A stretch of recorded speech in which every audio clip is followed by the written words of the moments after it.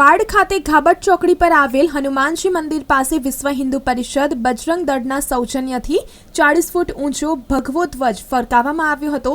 આ પ્રસંગે ફટાકડા ફોડી દીવડા પ્રગટાવી ભગવાન હનુમાનજી જન્મોત્સવની ઉજવણી કરવામાં આવી હતી। ત્યારબાદ સ્થાનિક ભક્તો દ્વારા હનુમાન ચાલીસા તથા હનુમાનજીની આરતી કરવામાં આવી હતી।